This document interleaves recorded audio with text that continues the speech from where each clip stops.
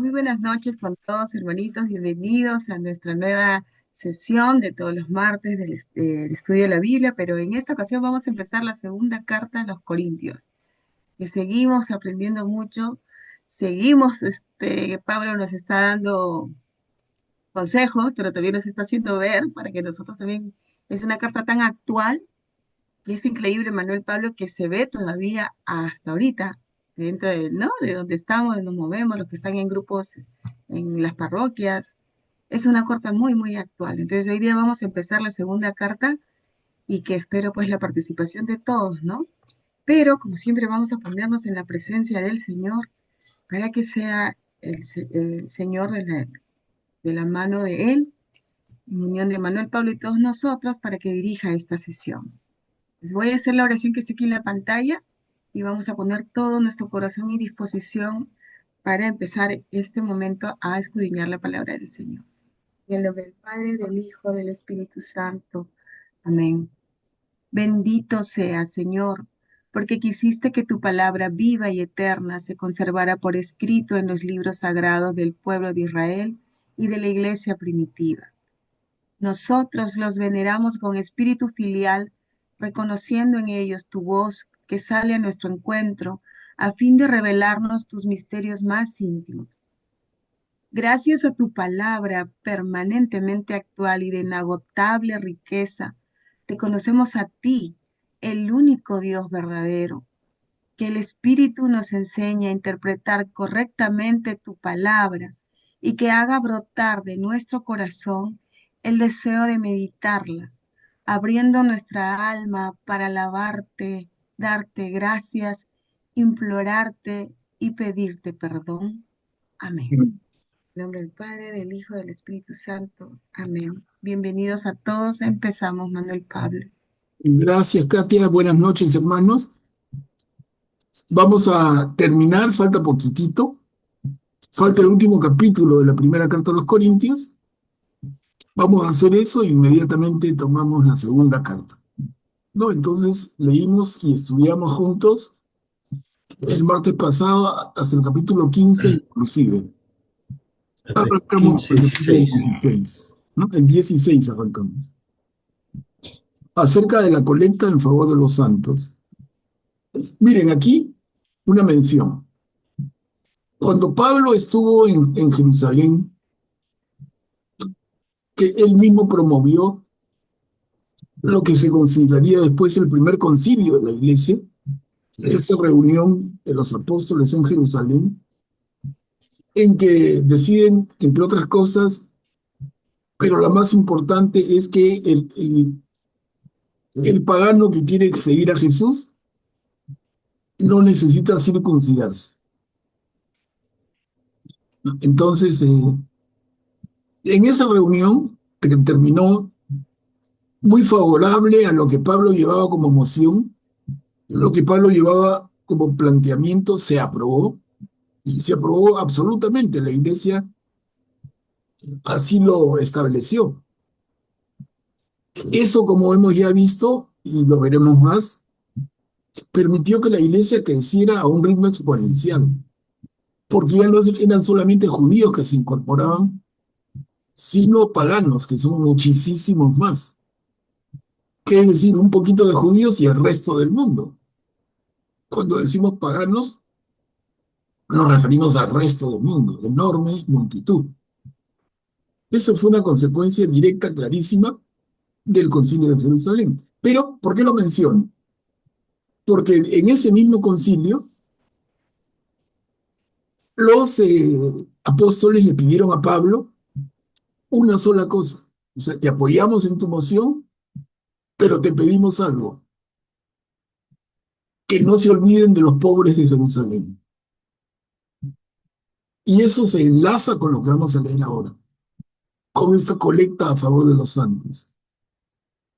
¿Qué sucede, hermanos? Recordemos siempre.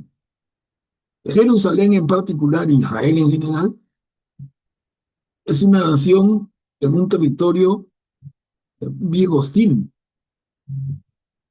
Solamente en la imaginación de los judíos, que decimos es una tierra que emana leche y miel, pero realmente es un territorio hostil. Cuando decimos el desierto de Judá, realmente se exagera. No es un desierto como tal, como uno puede imaginarse, pero sí es una tierra bien árida, sí es una tierra bien seca. Y le tocaba vivir de cuando en cuando momentos más difíciles que los naturales. O sea, siempre la pasaban duro, pero habían temporadas en que la pasaban peor. Por ejemplo, la primera que se conoce, cuando el padre Abraham se va a Egipto.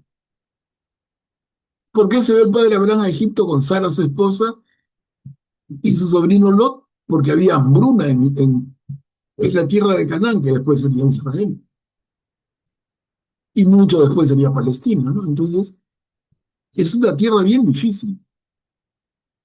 Abraham se va por eso. Luego también José y sus hermanos lo buscan, y luego su padre Jacob a Egipto. ¿Por qué? Porque en Israel había hambre.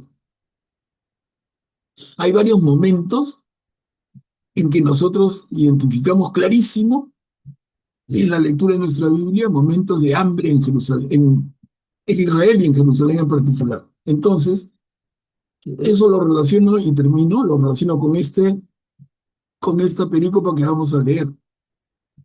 ¿De dónde proviene la colecta? Proviene de un pedido que le hacen los apóstoles a Pablo como conclusión del concilio de Jerusalén. Reunión que Pablo provoca.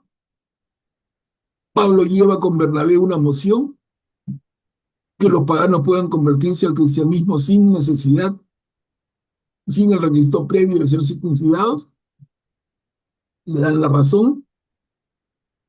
Pedro y Santiago y los demás apóstoles le dan la razón y lo comprometen a una colecta. Y los demás países donde estás haciendo tu labor catequética, que se preocupen por los pobres de Jerusalén. Eso quería ponerlo como contexto de esta pericopa y espero que les quede claro. No sé, les doy la palabra, Katia. Y ahí veo dos manitas levantadas. Primero Guillermo y luego Augusto, ¿sí? Adelante, Guillermo. Gracias, Katia. Manuel Pablo, yo estuve la semana pasada desde acá en la sesión y en mi anotación, lo último que hemos leído es 1 Corintios 14, 26 y siguientes, dos perícopas. O sea que nos faltaría el capítulo 15. Sí, correcto, yo también tengo lo mismo. Ya, entonces retrocedemos, no hay problema. Resurrección de los muertos, Evangelio de Pablo. De los muertos. Capítulo 15. Cristo fue sepultado y resucitó al tercer día.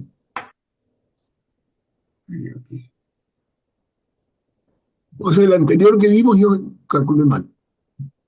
Leímos hasta aquí, que todo sea para edificación. Entonces no hay ningún problema. Leemos desde acá. Igual lo que hemos Augusto, explicado sirve. Augusto, ¿quieres hablar de eso también del capítulo? Ah, ya, ok.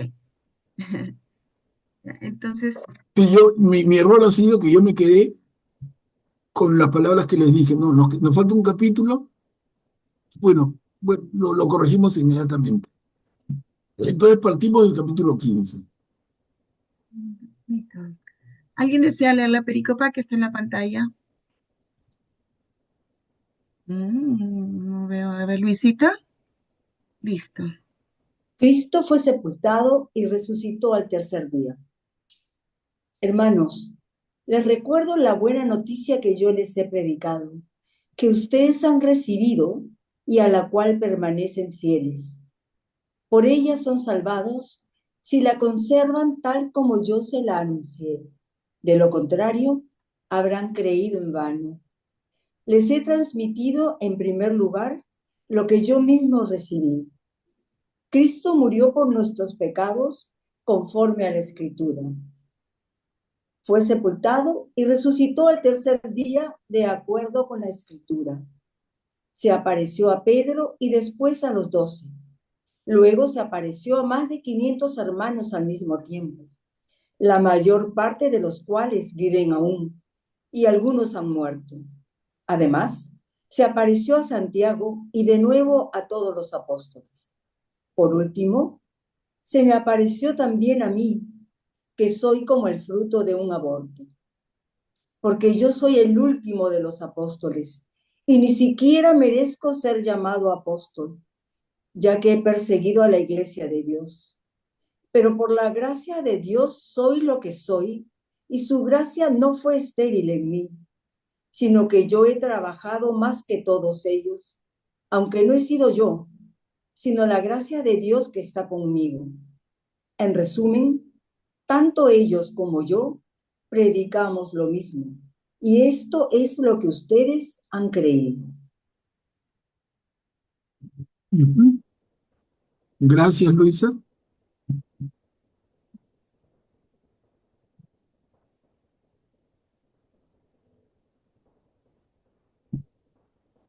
Mira, qué interesante, ¿no, Manuel? Porque acá dice que se le apareció a Pedro primero, ¿no? Después a los 12. Y recuerdo en el Evangelio según Juan, creo que dijo que, fue ahí, ¿no? Que decía que esto y otras cosas que no se han escrito, ¿no? De Jesús no se han contado, pues, ¿no? Claro, Entonces, y si se escribieran, llenarían bibliotecas uff, enteras, claro. sí. Y acá dice, mira, Santiago, y de nuevo a todos los apóstoles que... Este tema de Santiago, no sé si le llama la atención que vuelva a aparecer, ¿no? ¿Por qué tan importante ese Santiago? A quien llaman el hermano del Señor. Y nosotros decimos, no, es su pariente.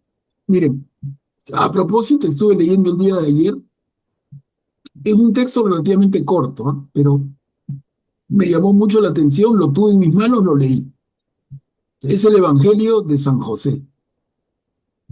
Obviamente un evangelio apócrifo, no está en el canon de la Biblia. Es del conjunto de más de 100 evangelios apócrifos. Pero algunas cositas interesantes.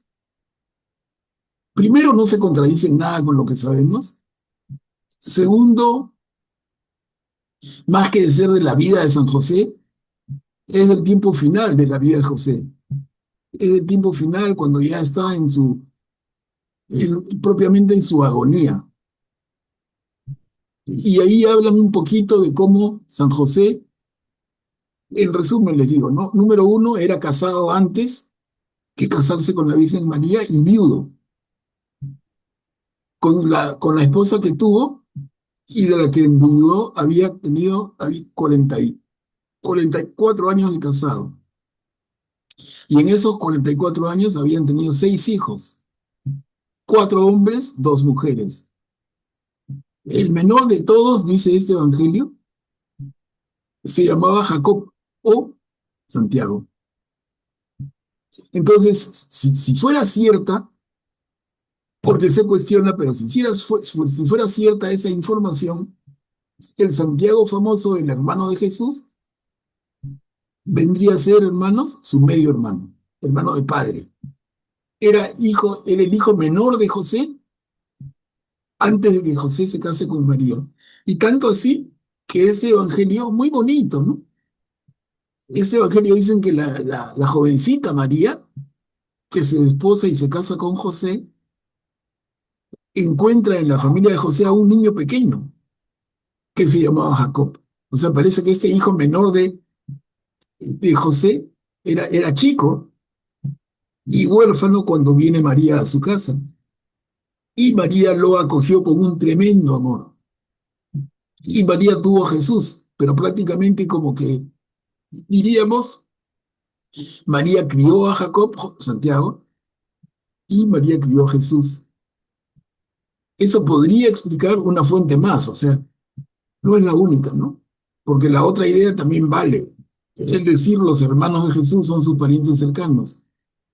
Pero aquí ese evangelio apócrifo nos cuenta un poquito más. ¿Quién sería ese Santiago? Repito, es el hijo menor de José en su primer matrimonio. José es un viudo cuando se casa con María. Incluso el evangelio según San José lo llama el anciano a José. Lo llaman el anciano siendo el esposo de la jovencita María, ¿no? En fin, no es una cosa que la iglesia tenga como canónica, por favor, nadie se equivoque. No está en el canon de la Biblia, no es parte de la Biblia. Es un documento, pero se lee. Incluso yo lo escuché ayer leído por un sacerdote católico, muy conocido. Me llamó la atención y entonces lo busqué en el Google y lo encontré en PDF. En PDF tiene impresas en 25 páginas este evangelio, lo leí nuevamente, lo que había escuchado, y les digo, interesante como responder a la inquietud, ¿quién es ese Jacobo que aparece una y otra vez? Incluso como hermano del Señor. Claro, les digo, si nos atenemos a ese evangelio apócrifo, sería medio hermano, hijo de José, pero no de María. La parte que no me A gusta mí, del evangelio apócrifo, solamente breve les comento, la parte que no me gusta es cómo narran la agonía de José. Horrible, o sea, una forma horrible de morir. Como que lo buscaron los demonios, como que lo venían a recoger demonios y Jesús tenía que pararse frente a ellos y decirles que se vayan. O sea, no me gustó. No me gustó, pero es la visión del autor del libro en la época. Ahora, el mismo sacerdote que analiza el tema, este padre tan conocido mexicano, un peladito él, que lo deben haber visto en YouTube 1000 veces, José de Jesús, no recuerdo su apellido, Aguilar Bardés. Aguilar, todo el tiempo aparece. Y él habla de que por qué es apócrifo este evangelio, uno, porque no ha sido parte de los textos que las comunidades cristianas trabajaran, y dos, por el tiempo que se escribió, que aparentemente es del siglo cuarto. O sea, los documentos canónicos son documentos del primer siglo y por ahí, pero un documento del siglo cuarto es ya apócrifo, ¿no? En fin, pero se los comento nada más como por curiosidad y cultura general. ¿Quién es ese Santiago que una y otra vez aparece? Sí, Katia, te doy la yo palabra. tengo tres, sí, manitos levantadas. Juliana, buenas noches, bienvenida. Puedes activar tu micro, por favor. Buenas noches. Yo estaba recordando una tradición antigua judía de la cual leí que las mujeres jovencitas que querían consagrar su vida de alguna manera a Dios y mantener su virginidad las casaban justamente con personas muy mayores. Eh, por eso también a San José muchas veces se le ha retratado como una persona anciana o muy mayor. Y eso, bueno, estaría vinculado con lo que está mencionando el Evangelio según San José. Eh, sí que era una costumbre en ese tiempo de hacer esto, ¿no? Nada más quería comentar. Gracias, Juliana, hace sentido, ¿no? Hace sentido con lo que comentamos, pero son detalles que hay que tomar con pinzas, porque no los podemos dar por absolutamente ciertos, creo que tampoco negarlos, hay que ahí tenerlos. Sí, porque hay que estudiemos lo que dice el magisterio de la iglesia, ¿no? Guillermo, puedes activar tu micro, por favor. Gracias, Katia. Manuel Pablo, yo quería preguntarte por este Santiago que has mencionado, porque no es de los 12, entre los 12 hay dos Santiagos, Santiago y Juan, hijos del Zebedeo, que fueron de los primeros apóstoles que llamó Jesús, y luego hay el otro Santiago que se llama el de Alfeo, y que nosotros los conocemos como Santiago el Mayor y Santiago el Menor, ¿no? Este Santiago que tú has mencionado no es ninguno de los 12. Es así, ¿no es cierto? Bueno, no me atrevo a asegurarte, ¿eh? No lo afirmo ni lo niego, digamos. No es Santiago el hermano de Juan, eso sí, pero el Ni Santiago de tampoco. Alfeo No sé, te digo, no me atrevo a ser tan categórico, ¿no? Bueno, si tú eres capaz de decir que no te atreves, es como si lo dijeras. Pero Me gusta. ¿Puedes activar tu micro, por favor? Sí, quería comentar que justo esta teoría de que José era viudo y tenía hijos antes de casarse con María, es la teoría, digamos, principal en la iglesia ortodoxa, ¿no? Ellos creen eso, ¿no? Ellos afirman que José era viudo, ¿no? Ahora, la iglesia latina, se podría decir, la parte occidental, más se va por el lado de la teoría de que José, de que no tenía hermanos, ¿no? Jesús, ni medio hermanos.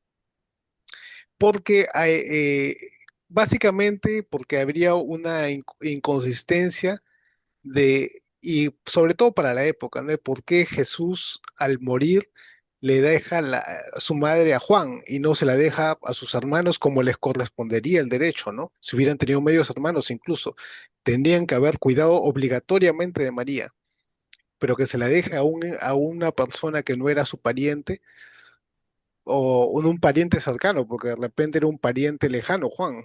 Puede también que haya habido esa posibilidad, pero no un pariente tan cercano, sería algo inconsistente, ¿no? Por ese creo que motivo más se inclina la Iglesia Latina por la teoría de que no. Lo que sí hay padres de la Iglesia que hablan que era su primo, Jacobo, ¿no? Porque es Jacob es el nombre original. No sé por qué le pusieron Santiago al propósito, pero bueno, eso es otro tema. Pero lo que sí se menciona que era muy parecido a Jesús. Físicamente era muy parecido a Jesús, ¿no? Era una de sus características. Sí, vale, vale, Augusto. Solamente por el término Santiago Jacob, es lo mismo, es una traducción. Jacob, Santiago, Jaime. O sea, en inglés, por ejemplo, el King Jacob, el rey Jacob, Jacobo, que tiene una Biblia grande, el equivalente en Gran Bretaña de la Reina Valera española, el King Jacob y la versión King James, ¿ves? O sea, Jacobo y Jaime, como que es la misma palabra traducida. Entonces nosotros traducimos Jacobo, Jaime y Santiago como el mismo nombre. Ese es un comentario, digamos que lingüístico, entre comillas, ¿no? Pero el Pues, comentario de Augusto sí es muy válido. O sea, el argumento también vale. ¿Por qué Jesús le encarga a Juan a claro, María si tiene María otros hijos de José, digamos, que podían cuidarlo? Vale, claro, era vale, pariente, ¿no? vale. Santiago era pariente de Jesús, pertenecían al clan de la familia, por eso se llamaban, ¿no? Les decían hermanos. Ujú. ¿Alguien desea hacer, aparte de la película que acabamos de leer, algún comentario, alguna pregunta de lo que está acá? ¿Por qué Pablo dice que es como fruto de un aborto?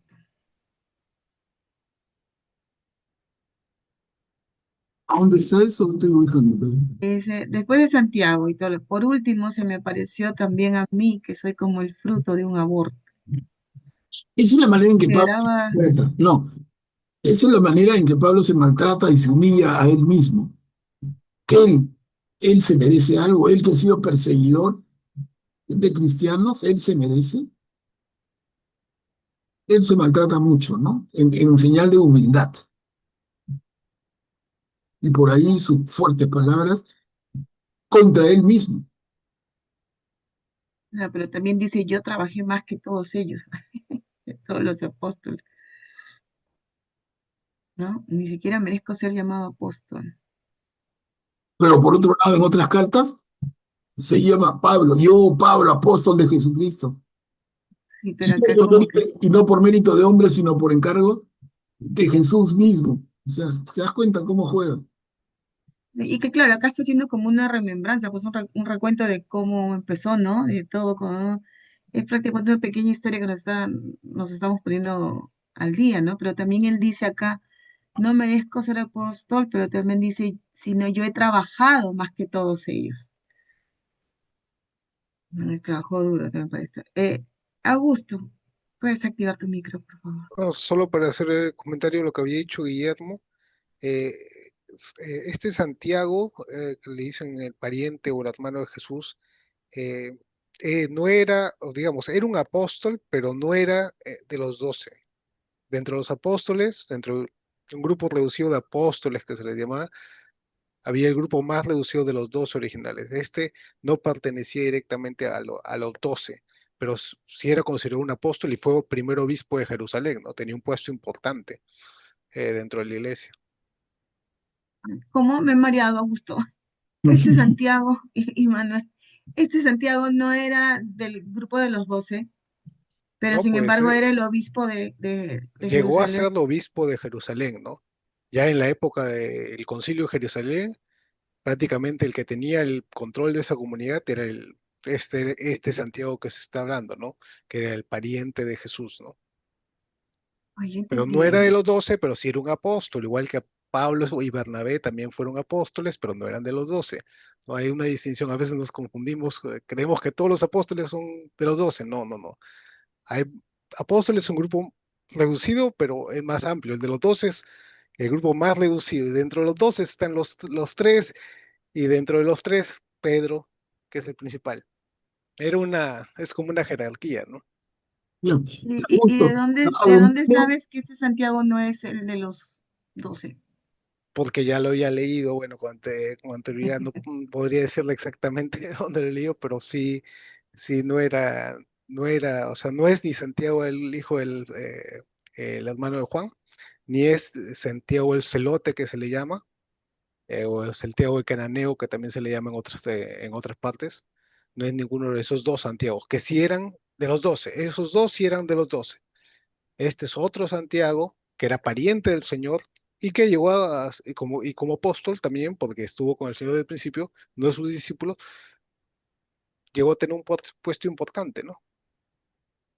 Interesante, voy a averiguar de y Santiago. recordemos en el Evangelio según Mateo, que lo hemos estudiado todos juntos, cuando Jesús al grupo de 70 les encarga que salgan a predicar de dos en dos, no son los 12, son 70. O sea, como dice Augusto, los 12 son el círculo más cercano y dentro de ese círculo más cercano hay unos cercanísimos que son los tres, Pedro, Santiago y Juan, pero fuera del círculo de los 12 hay un círculo de 70 y así el tema van siendo como círculos concéntricos.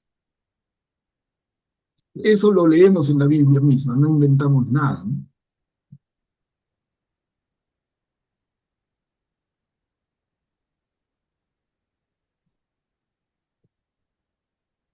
Silencio, ¿por qué?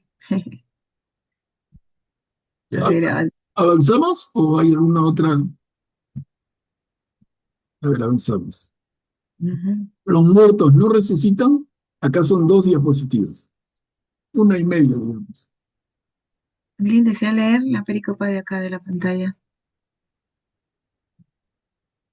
Ahí lo leo yo, Manuel Pablo. ¿Los muertos no resucitan? Enseguida vendrá el fin, cuando Cristo entregue el reino a Dios, el Padre, después de haber aniquilado todo principado, dominio y poder. Porque es necesario que Cristo reine hasta que ponga a todos los enemigos debajo de sus pies. El último enemigo que será vencido es la muerte, ya que Dios todo lo sometió bajo sus pies. Pero cuando Él diga, todo está sometido, será evidentemente a excepción de aquel que le ha sometido todas las cosas. Y cuando el universo entero le sea sometido, el mismo Hijo se someterá también a aquel que le sometió todas las cosas, a fin de que Dios sea todo en todos. Si no fuera así, ¿de qué sirve bautizarse por los que han muerto? Si los muertos no resucitan, ¿qué sentido tiene bautizarse por ellos? Y nosotros mismos, ¿por qué nos exponemos a cada instante al peligro? Cada día yo me enfrento con la muerte, y esto es tan cierto, hermanos, como que ustedes son mi orgullo en Cristo Jesús, nuestro Señor. ¿Y qué he ganado? Si solamente por motivos humanos yo tuve que luchar con las fieras de Éfeso, en Éfeso. Si los muertos no resucitan, comamos y bebemos porque mañana moriremos. No se dejen engañar. Las malas compañías corrompen las buenas costumbres.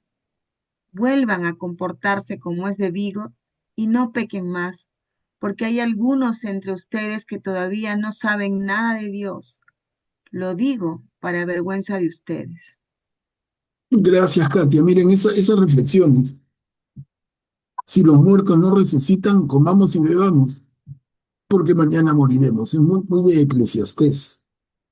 Y cuando dice las malas compañías corrompen las buenas costumbres, es muy propio de los proverbios. Entonces son libros de sabiduría en el Antiguo Testamento, pero Jesús se vale de ello y su argumentación para decirnos, ¿es que al morir termina todo? ¿O es que al morir empieza la verdadera experiencia? ¿Qué es lo que nosotros cristianos creemos? Y acá Jesús nos está planteando. Pablo nos está planteando. Augusto, ¿puedes activar tu micro, por favor?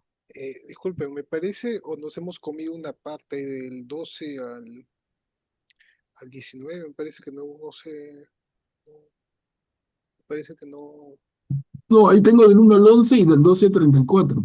porque hay falta la parte, pues, esa tan conocida donde dice en el 14, si Cristo no hubiera resucitado, No es nuestra. nuestra prédica sería en vano y nuestra fe Mm, sería en vano. Todo ese párrafo que dice así eso no está. falta, pues, ¿no? Y si Mm, Cristo no ha resucitado, es vana nuestra proclamación, es vana nuestra fe. Y nosotros resultamos ser testigos, es la 15. Claro, hay un párrafo que creo que falta. Antes del 15, de Alguien, esta pero perícope. subsanemos, qué bueno que estén atentos y moscas. Miren, subsanemos si alguien lo puede leer en voz alta y todos escuchamos atentos. Lo leo desde O el sea, 12, sería 15, ¿de dónde a dónde? lo leo desde el Desde el 12. 12 sería, creo que falta, sí. Sí. A ver, Ahora bien, si se proclama que Cristo resucitó de la muerte, ¿cómo algunos de ustedes dicen que no hay resurrección de muertos? Si no hay resurrección de muertos, tampoco Cristo ha resucitado. Y si Cristo no ha resucitado, es vana nuestra proclamación, es vana nuestra fe.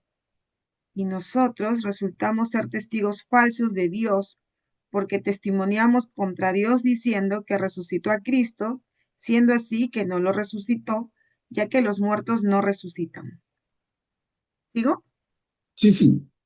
Porque si los muertos no resucitan, tampoco Cristo ha resucitado. Y si Cristo no ha resucitado, la fe de ustedes es ilusoria, y sus pecados no han sido perdonados. Y los que murieron como cristianos perecieron para siempre. Si hemos puesto nuestra esperanza en Cristo, solo para esta vida, somos los hombres más dignos de compasión. Ahora bien, Cristo ha resucitado de entre los muertos y resucitó como primer fruto ofrecido a Dios, el primero de los que han muerto. Porque si por un hombre vino la muerte, por un hombre viene la resurrección de los muertos. Como todos mueren por Adán, todos recobrarán la vida por Cristo. Cada uno en su turno. El primero es Cristo. Después, cuando Él vuelva, los cristianos. Luego vendrá el fin, cuando entregue el reino a Dios Padre y termine con todo principado, autoridad y poder. Porque Él tiene que reinar hasta poner a todos sus enemigos bajo sus pies. El último enemigo que será destruido es la muerte. Según dice la Escritura, todo lo ha sometido bajo sus pies. Pero al decir que todo le está sometido, es evidente que se excluye a aquel que le somete todas las cosas. Cuando el universo le quede sometido, también el Hijo se someterá al que le sometió todo, y así Dios será para todos. Si no fuera así, ¿qué hacen los que se bautizan por los muertos? Si los muertos no resucitan, ¿por qué se bautizan por ellos? ¿Por qué nosotros nos exponemos en todo instante al peligro? Cada día estoy en peligro de muerte. Lo juro, hermanos, por el orgullo que siento de ustedes ante Cristo Jesús, nuestro Señor. Si por motivos humanos luché con las fieras en Éfeso, ¿de qué me sirvió? Si los muertos no resucitan, comamos y bebamos, que mañana moriremos. No se dejen engañar. Las malas compañías corrompen las buenas costumbres. Vuelvan a comportarse como es debido y dejen de pecar, porque algunos de ustedes todavía no saben nada de Dios. Para vergüenza de ustedes, lo digo. Gracias, Katia, gracias, Augusto, por hacerme ver esto. De verdad que era una omisión involuntaria, pero tremenda. Me he comido por lo menos una página, si no más. Mira, y contiene algo tan importante como es lo que adelantó Augusto, ¿no? Y lo que leyó Katia. Si Cristo no resucitó, vana es nuestra fe. Inútil es nuestra fe. Tremenda frase de Pablo, que yo lo considero como el principal argumento en favor de la propia resurrección de Jesús. Porque hay quien puede discutir y dudar de la tumba vacía. Claro, se llevaron el cadáver y lo escondieron, la tumba estaba vacía. Pero el testimonio de Pablo, que era un opositor, para decir esto, es que es poderosísimo, ¿no? Como que Pablo es el primer testigo de la resurrección de Jesús y el Jesús resucitado con quien Pablo se encuentra es la primera y gran prueba de la resurrección de Jesús. Y acá Pablo lo vuelve a decir en esta parte que me comí. Bien que lo hayan notado, ¿no? Si Jesús no resucitó, nuestra fe es inútil. Tremenda, tremenda, tremenda frase, hermanos. Y yo he escuchado personas que se consideran católicos, entre comillas, ¿no? Pero que dicen, no, yo sigo al Jesús humano, a sus enseñanzas, su ejemplo de vida. Si resucitó o no, no me importa tanto. De verdad hay gente bien confundidita. Y acá Pablo como que nos tapa la boca. Si Cristo no resucitó, entonces ¿en qué creemos? Hemos construido una fe como un castillo de naipes. Al primer soplido se cae. Es tremendo, ¿no? Repito, gracias por advertirme del error y se estaba yendo algo de lo más importante. Augusto, puedes activar tu micrófono. O sea, quiere decir que si Jesús fuera solo un filósofo más, un maestro espiritual, que te dijera cómo comportarte bien con las personas, que las debes amar y eso, si fuera solo eso, sería uno más del montón, ¿no? No tendría sentido, sería algo tan limitado que podrías tomar sus enseñanzas como puedes tomarlas de Confucio, en el mismo nivel, ¿no? Quizás te gusta más de uno, quizás te guste más de otro, ¿no? Pero aquí lo que muestra Jesús, y no solo habla de la vida eterna, sino que Él nos ha probado que es la vida eterna Él mismo, que hay algo más que esta vida, y que lo que estamos preparando aquí es solo el principio, es una nada. Eso es lo importante, ¿no? O sea, Él nos está llevando a verdaderamente a una unión con Dios, ¿no? No solo una unión entre nosotros por estos poquitos años que vivimos en este mundo, ¿no? Sino una unión eterna con Dios, ¿no? Esa es la importancia del mensaje del Evangelio, ¿no? Y cómo es su unión, ¿no? Por medio de la fe, por medio de la conversión, por medio de darnos cuenta de realmente cuál es lo importante, ¿no? Ujú. Excelente. Manuel Pablo, quiere decir acá cuando dice, ¿de qué sirve bautizarse por los que han muerto? Que uno se bautizaba de nuevo por el que fallecido que no había sido bautizado. No, no, pero léelo, en tu Biblia estaba más clarito. No, igual dice, mira, si no fuera así, ¿qué hacen los que se bautizan por los muertos? Ya, y sigue, Si los muertos no resucitan, ¿por qué se bautizan por ellos? ya, y O sea, sigue, ¿por qué nosotros nos exponemos en todo instante al peligro, claro. a, Y a qué peligro se refiere? a la muerte? No, no, al peligro de, Cada día estoy en peligro de la muerte, de muerte, lo juro. por eso, pero ¿a qué peligro? ¿Es el peligro de por declararte seguidor de Jesús? Que seas perseguido, que seas maltratado, que seas torturado. ¿Por quiénes? Por los que rechazan a Jesús, ¿no? Entonces, el mundo de esa época ya había persecución y después va a ser peor. Va No, a haber, claro, él habla de bautizarse. ¿En qué versículo está eso de Acá, bautizarse? mira, en la pantalla de acá en la Biblia, el 29, versículo 29. Primera de Corintios 15, 29. Aquí dice en su Biblia, dice parecido, ¿no? Porque acá también está. Y quiero ver lo que Está dice bien, Pablo, acá. 15:29. ¿Perdón? Sí, está bien, 15:29 y siguientes. Sí, dice, ¿no?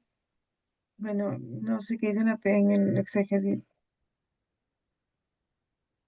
Tomado de la práctica de algunos corintios que por lo visto recibían un segundo bautismo para aplicarlo a parientes y amigos no cristianos ya muertos, ¿no? Aunque no está claro qué tipo de práctica era esto, dice. Dice, sería parecido a las oraciones que ofrecemos hoy por los difuntos y que están suponiendo la creencia de una vida futura. Bueno, primero es que noto esto. Augusto, puedes activar tu micro, por favor.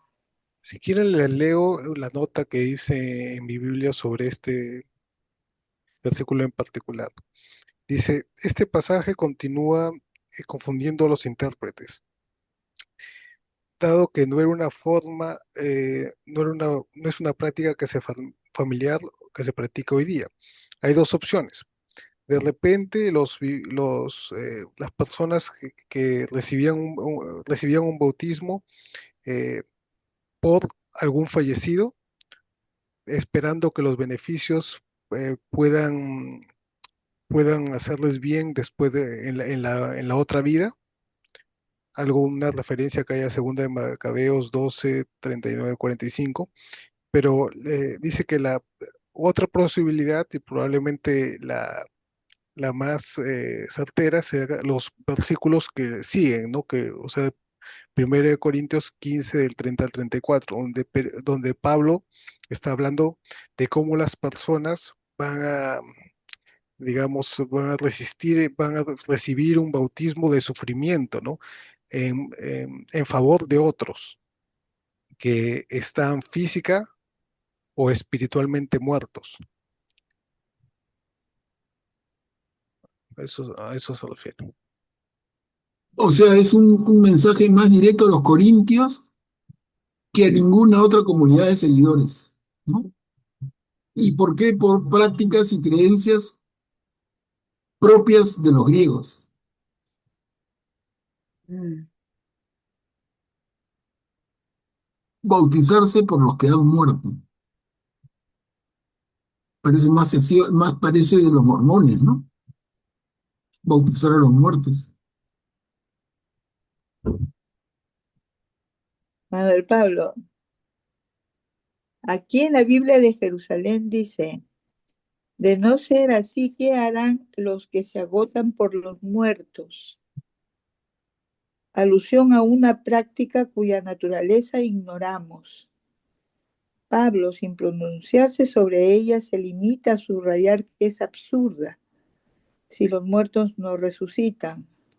Algunos corintios reprochaban a Pablo que trabajara tan duro que parecía que estaba matando por quienes permanecían espiritualmente o existencialmente muertos.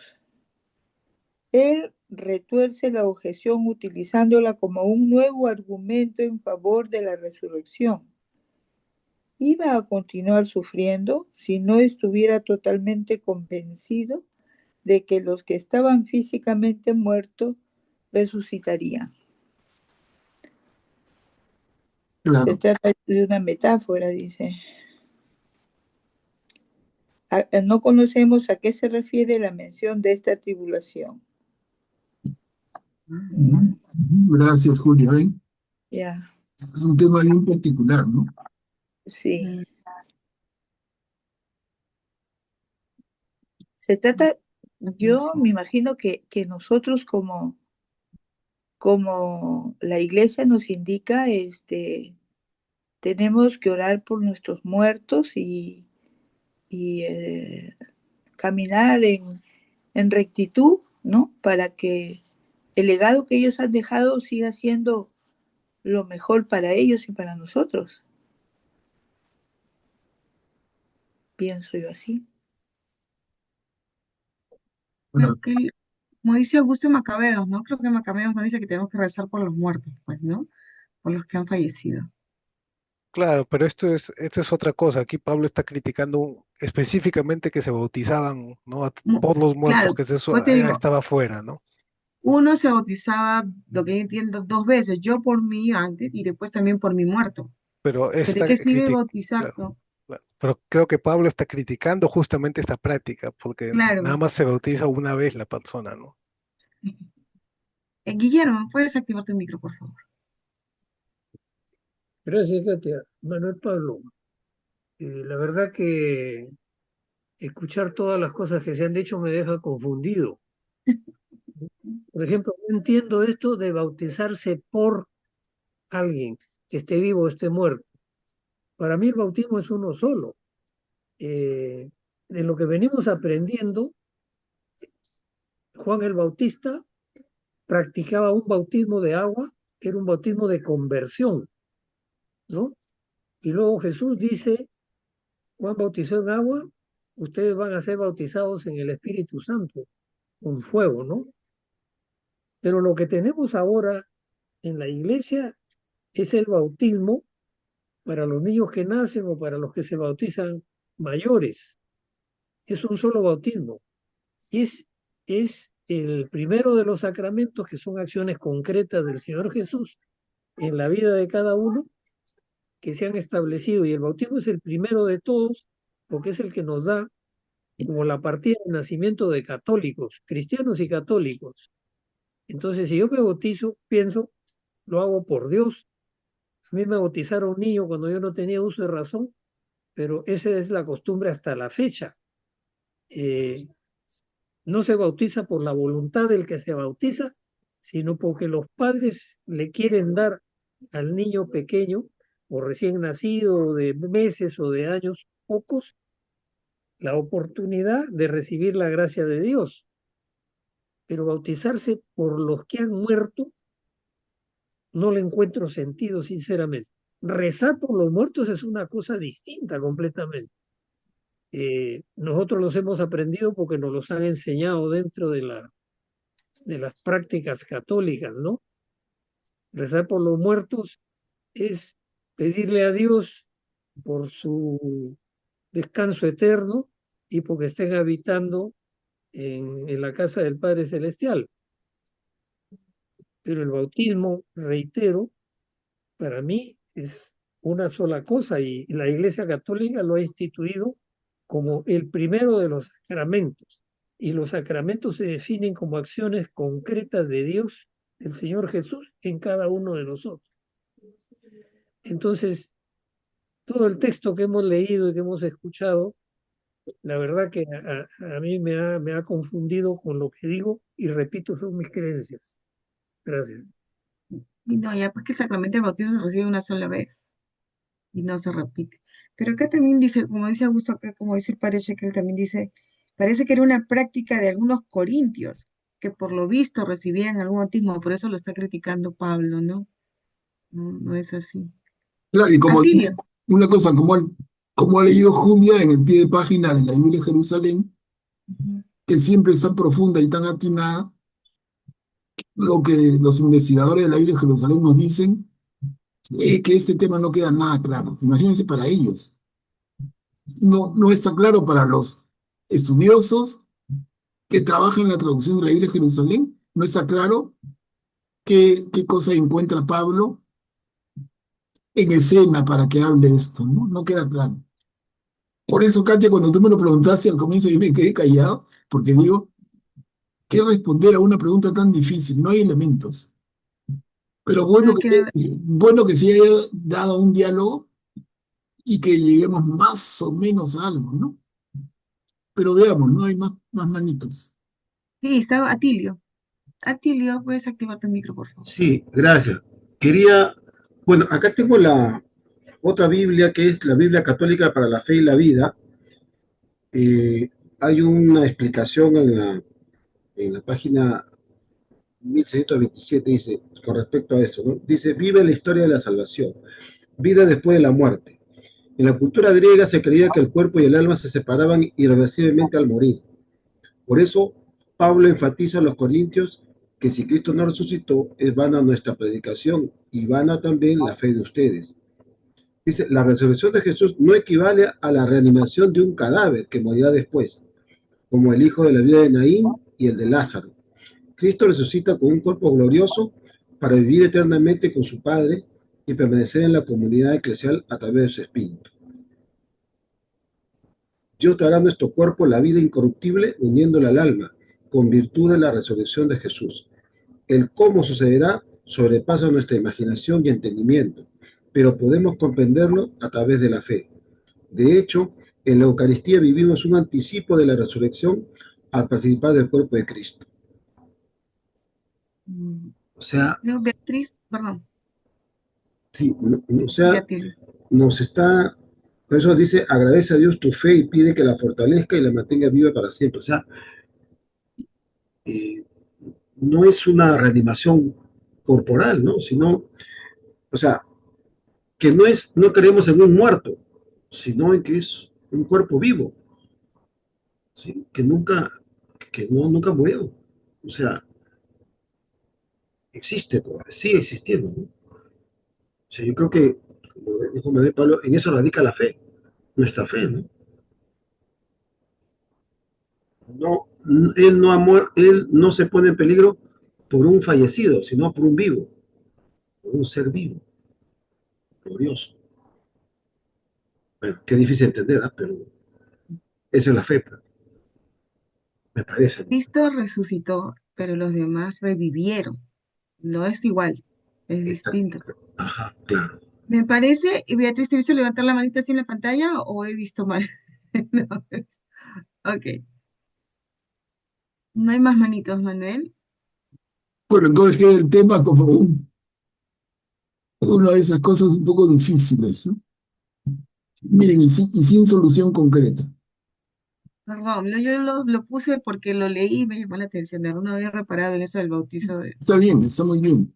de los muertos. Está muy bien y pusiste el dedo en una llaga. No está cicatrizada. Los propios eruditos, exégetas, no lo tienen claro. Yo voy a buscar más, pero de verdad que no sé hasta dónde lleguemos.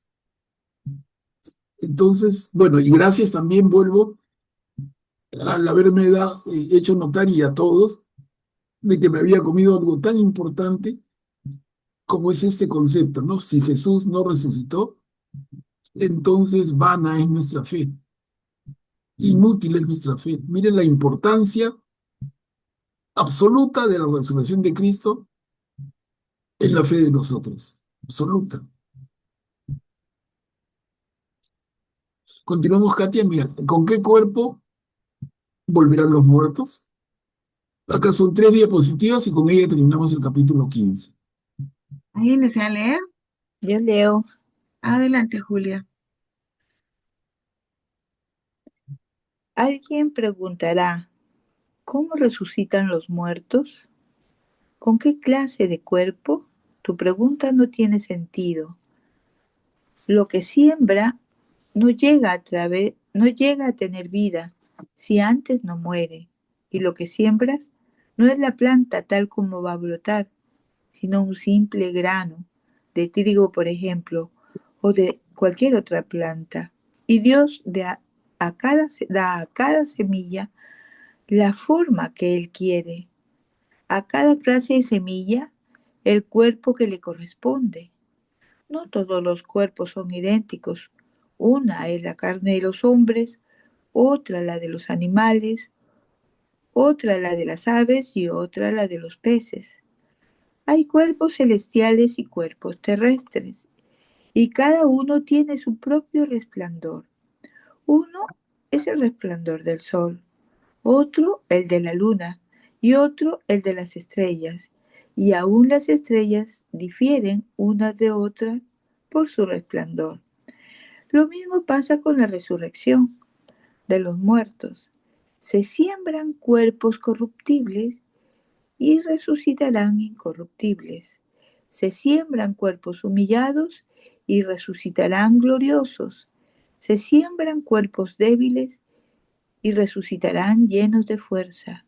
Se siembran cuerpos puramente naturales y resucitarán cuerpos espirituales, porque hay un cuerpo puramente natural y hay también un cuerpo espiritual. Esto es lo que dice la Escritura. El primer hombre, Adán, fue creado como un ser viviente. El último Adán, en cambio, es un ser espiritual que da la vida, pero no existió primero lo espiritual, sino lo puramente natural. Lo espiritual viene después. El primer hombre procede de la tierra y es terrenal, pero el segundo hombre procede del cielo. Los hombres terrenales serán como el hombre terrenal y los celestiales como el celestial. De la misma manera que hemos sido revestidos de la imagen del hombre terrenal, también lo seremos de la imagen del hombre celestial. Les aseguro, hermanos, que lo puramente humano no puede tener parte en el reino de Dios, ni la corrupción puede heredar lo que es incorruptible. Les voy a revelar un misterio. No todos vamos a morir, pero todos seremos transformados. En un instante, en un abrir y cerrar de ojos, cuando suene la trompeta final, porque esto sucederá. Los muertos resucitarán incorruptibles y nosotros seremos transformados. Lo que es corruptible, lo que es corruptible debe revestirse de la incorruptibilidad y lo que es mortal debe revestirse de la inmortalidad. Cuando lo que es corruptible se revista de la incorruptibilidad y lo que es mortal se revista de la inmortalidad, entonces se cumplirá la palabra de la Escritura. La muerte ha sido vencida. ¿Dónde está, muerte, tu victoria? ¿Dónde está tu aguijón? Porque lo que provoca la muerte es el pecado. Y lo que da fuerza al pecado es la ley. Demos gracias a Dios que nos ha dado la victoria por nuestro Señor Jesucristo. Por eso, queridos hermanos, permanezcan firmes e inconmovibles, progresando constantemente en la obra del Señor, con la certidumbre de que los esfuerzos que realizan por Él no serán vanos. Gracias, Julia. Una película larga te tocó, pero muy bien leída, muy clarita. ¿Algún comentario, hermanos? Habla de en qué cuerpo volverán los muertos. Otro tema que es bien difícil, ¿no? Juliana, ¿puedes activar tu micro, por favor? Me llamó la atención cuando dice que no todos van a morir. Sí. ¿A qué muerte se está refiriendo?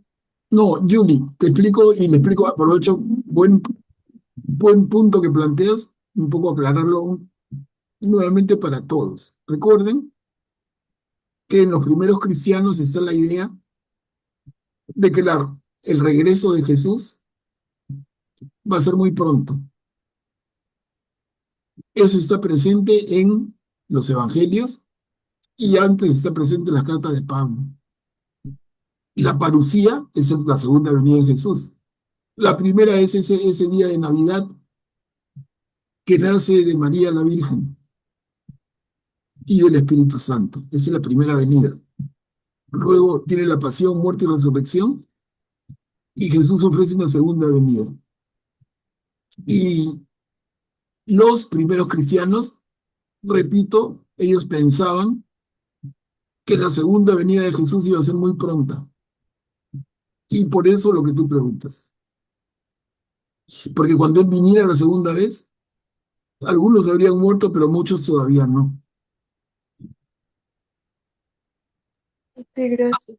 Sí, ahora lo que ha mostrado, más que la filosofía o el pensamiento, pero lo que nos muestra la evidencia es que la parucía no fue cercana, ¿no? Miren cuántos siglos han pasado de Jesús a nosotros, tantos años como de Jesús para atrás, hasta el padre Abraham. Imagínense un montón de tiempo. Y no viene la segunda venida de Jesús. Entonces,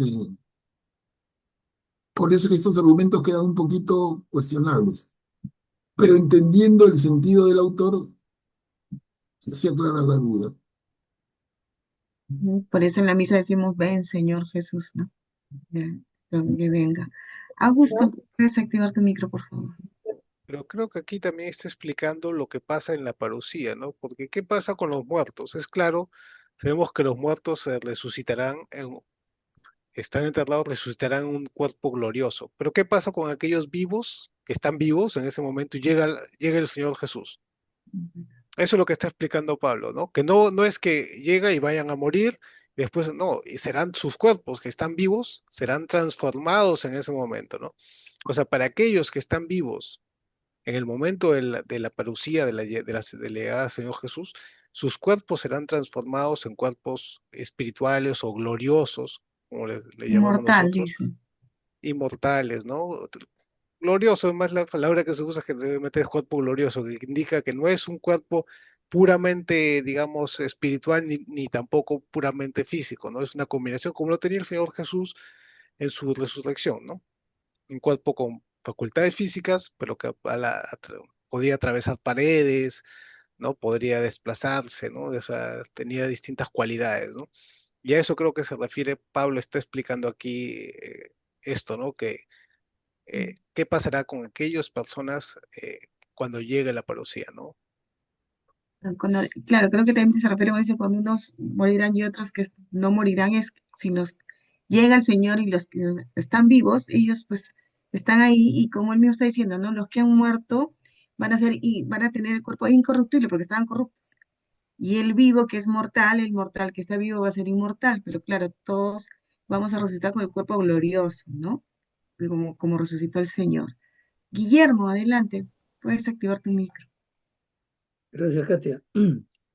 Hace muchos años escuché una charla en Trujillo de un sacerdote diocesano que estaba prestigiado ahí en la ciudad como un gran teólogo, ¿no? O sea, un estudioso de la teología. Y él habló en aquella oportunidad precisamente sobre el cuerpo glorioso resucitado de Cristo y dijo que tenía 4 cualidades esenciales. Primero, la claridad. Segundo, la agilidad. Tercero, la sutileza. Y en cuarto lugar, la impasibilidad. Las iniciales de estas 4 cualidades es casi claridad, agilidad, sutileza, impasibilidad. Y eso es la forma en que también cada uno de nosotros resucitaremos en el día de la parucía, con un cuerpo glorioso semejante al cuerpo glorioso de Cristo. Por eso es que al Señor Jesús se le llama el primogénito de entre los muertos, porque es el único que ha resucitado con un cuerpo glorioso. Como mencionó antes, no sé si fue Manuel Pablo o algún interviniente, la diferencia con el hijo de la viuda de Naín y la diferencia con Lázaro. Ellos habían muerto ambos, pero el Señor Jesús los volvió a la vida, pero no en una resurrección gloriosa, sino en una resurrección sobrenatural, pero no con un cuerpo glorioso, sino con el cuerpo que habían tenido antes en vida, antes de morir. Entonces, eso que ha mencionado Augusto, de que Jesús tenía la capacidad resucitado de, como dice uno de los evangelios, estaban los discípulos reunidos con las puertas cerradas y las ventanas cerradas por temor a los judíos, y de repente se aparece Jesús, que no entró ni por una puerta ni por una ventana. Su cuerpo glorioso le permitió presentarse delante de ellos, porque tenía esas características que acabo de mencionar y que a mí se me quedaron grabadas definitivamente aquella vez que escuché a este sacerdote.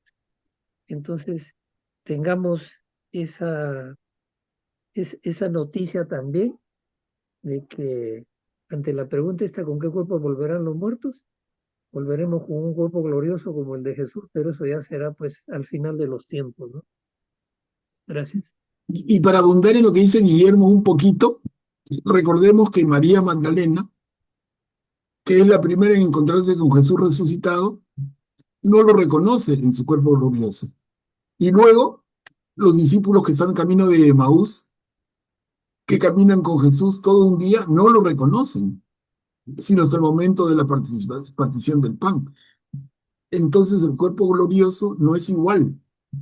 Si no lo hubieran reconocido en una, María Magdalena, más que nadie que había estado tan cerca de él, ¿no? Es un detalle también. Atilio, puedes activar. Sí, yo creo entender algo, no sé, mensaje, algo es que ayer como hoy existimos personas que andamos muertas en este mundo, por más que estemos vivos como cuerpo, pero sin espíritu. Entonces yo creo entender de que si dejamos que Cristo entre en nosotros, ese espíritu revive y vivirá por siempre, aunque el cuerpo muera, ¿no? Me deja ese mensaje, ¿no? Ujú. Puchi, ¿cómo estás? Buenas noches. Buenas noches. Yo solamente estado escuchando, me quedo con inquietud. El resucitar con el cuerpo glorioso, como bien lo han dicho, eh, lo que hablábamos anteriormente también sobre la resurrección. ¿Qué sentido tendría si todos resucitamos con un cuerpo glorioso, llevar una vida según la voluntad de Dios o no? Porque no hay distinción. Todos vamos a tener ese cuerpo glorioso, por favor. Es mi La inquietud. pregunta, ¿no? No sé si alguien me entiende, que no le entiendo.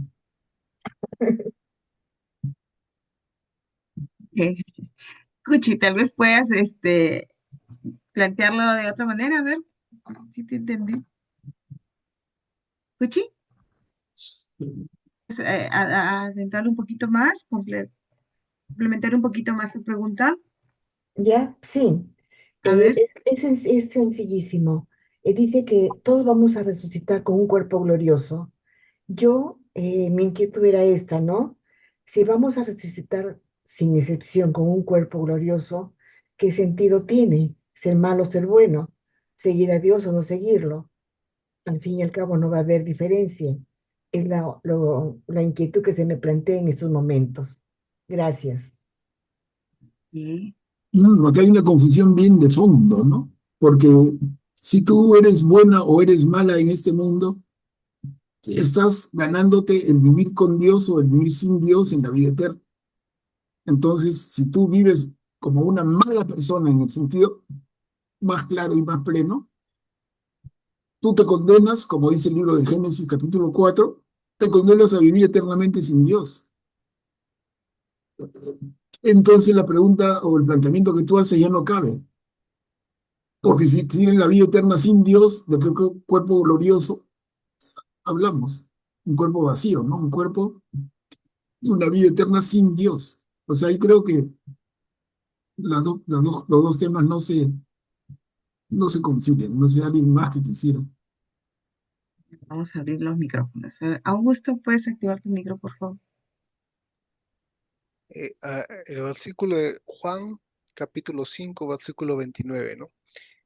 Y saldrán los que hicieron lo bueno a la resurrección de vida, y los que practicaron lo malo a resurrección de juicio, ¿no?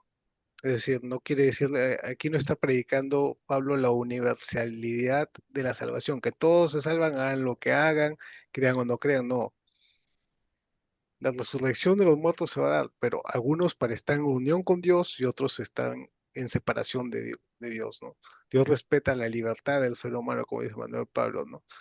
Eh, Algunos vivirán la vida eterna con Dios y otros la vida eterna separados de Dios, ¿no?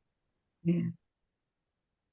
Qué triste, ¿no? Qué feo, sí, pues esa es la vida eterna. Tú escoges o te vas para acá, ¿no? Depende de tus actos, ¿no? Te vas para acá o te vas para el otro lado. Y cuando venga la parucía, ¿no? Manuel Pablo, y a los que estén vivos ya no vamos a tener la opción del purgatorio, ya de "Oh, vamos para acá, vamos para allá, ya no hay otra, ya", porque ya llegó el Señor, ¿no?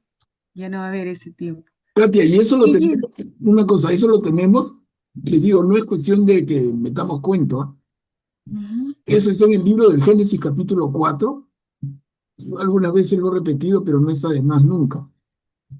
Busquen, porque el capítulo 4 del Génesis es cortito, la parte que cuando Caín ha matado a su hermano Abel, y el Señor tiene un diálogo con él, y Caín mismo le dice, Señor, el castigo que me impones no lo puedo soportar, porque es vivir mis días sin ti, en vivir mis días sin tu presencia. Es, miren, empezando la Biblia, y es la definición más clara que he encontrado de lo que significa el castigo eterno, vivir sin Dios para siempre.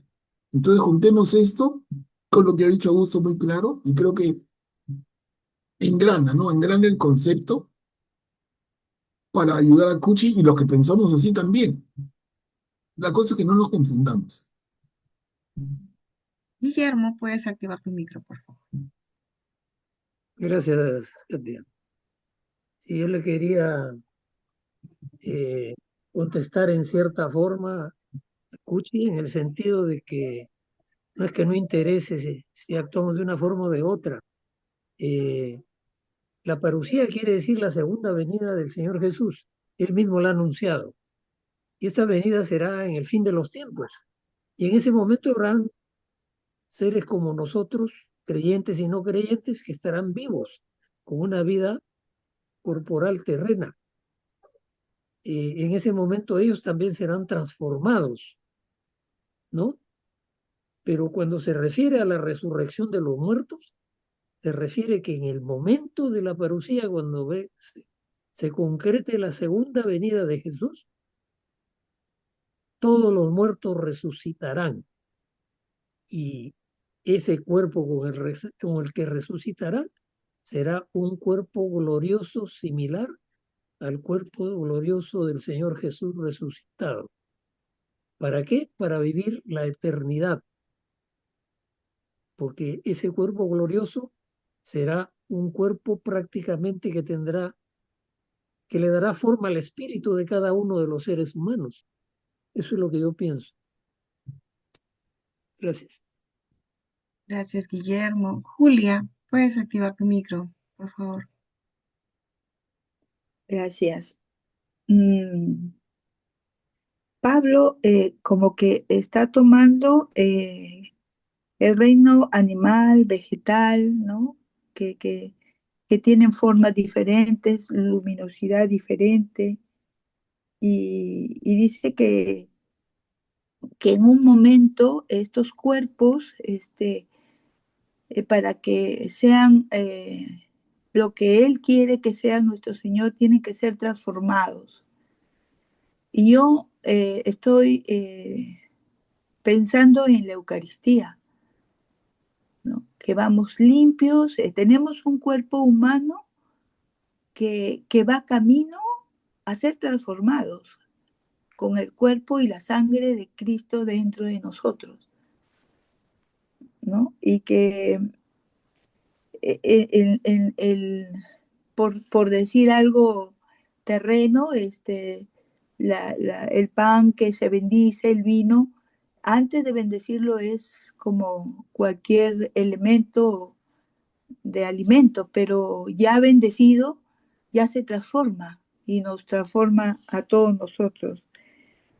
Eh, Supuestamente habla nuestro Señor de la transformación, de la nueva investidura que tomaremos cuando seamos elevados o transformados, ¿no? Eso es lo que quería comentar. Gracias, Juli. Augusto, puedes activar tu micro. No, finalmente para darle un pasaje más del Antiguo Testamento, perdón, Daniel 12:2 dice, y muchos de los que duermen en el polvo de la tierra serán despertados, unos para vida eterna y otros para vergüenza y eterno horror. Ujú. Mm, Listo.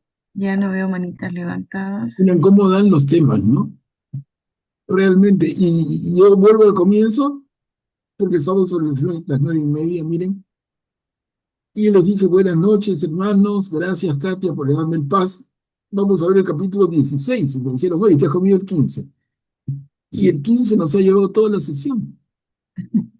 Yo pensé, vamos a hacer el 15 y el 16. No, mire, el 15 tenía temas tan ricos y todavía. No solamente me comí el capítulo, sino una parte fundamental que la ha leído Katia en voz alta y la voy a corregir. Si es que se diera el caso de repetir esto, yo corrijo mi material para que no tenga el mismo error dos veces. Entonces, voy a quedarme un ratito ahora en la noche poniendo lo que me comí de esa parte del capítulo 15, antes versículo 12, ¿no? Ahí me comí más de una página. Pero miren cómo da. El tema es tan rico, infinitamente rico, que el tiempo que le dediquemos igual pasa, pero como con magia. Es que hablar del Señor es increíble. Es una oportunidad extraordinaria, única, que tenemos que saber valorar y agradecer. Que cada uno tome estas lecturas con el mayor empeño, la mayor seriedad y la mayor conciencia, de manera que nos toque a cada uno. Y qué bueno es tener la Biblia al lado y siguiendo leyendo a la par que escuchamos en tu Biblia, ¿no? Ahí es donde uno también Claro, ha podido reparar en eso, ¿no? al toque salta, ¿no? Y te has comido esto, ¿no? Entonces se corrige, se trata de corregir y no se nos pasa a todos, porque si no sería un crimen terrible. Yo me equivoqué, ustedes no dicen nada y seguimos de largo y hubiéramos dejado de leer esto que es tan importante. Sí, Augusto estaba con cuando su Pablo, Biblia en la mano. claro, así debemos estar. Cuando Pablo dice, si Jesús no resucitó, vana es nuestra fe. Fundamental, fundamental concepto. Bueno, hermanos, entonces vamos a quedar aquí, si les parece, y recién la próxima semana, el próximo martes, vamos a trabajar sobre el capítulo 16, que es más corto, y empezamos la segunda carta a los Corintios. O sea, esta ha sido una sesión no planeada, pero absolutamente valiosa y necesaria. El 16 es el que habla de la colecta, ¿no? En Sí, Jerusalén. claro, que es la que yo introduje, ¿no?